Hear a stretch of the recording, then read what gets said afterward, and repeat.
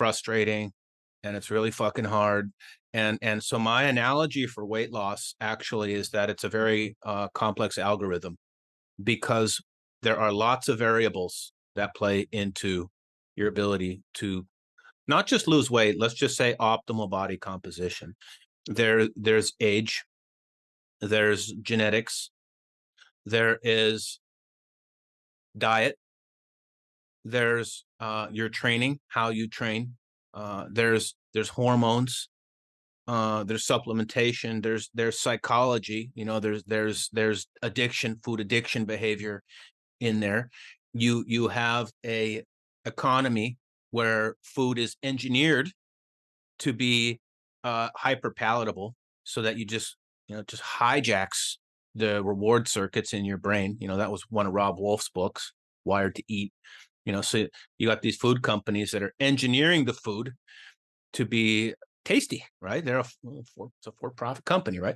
So like you've got all these things that factor in, and each variable even is weighted differently. Like in your case, hey, actually thyroid was a much larger part of the equation for you than it is for me.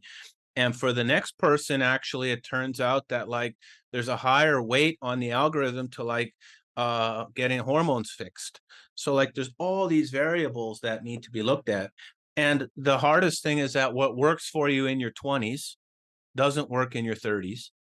And what works in your 30s doesn't work in your 40s because your body's changing. So your approach has to adapt and evolve. So the algorithm's constantly changing as your body ages. And the one thing you need is a predictable way of measurement. And that's why I think DEXA is still the gold standard in how you do that. So like now we have all these GLP-1 weight loss peptides on the market. No, they're freaking phenomenal.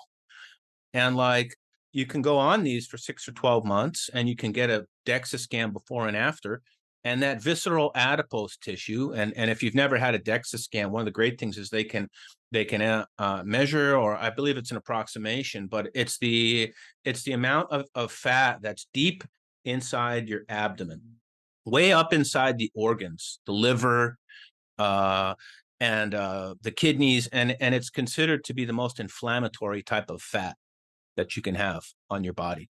So that's one of the key indicators, and you can start to do these experiments and test out these medications and exercises and peptides, and then you've just got this every 6 months gold standard benchmark to tell you how you're doing.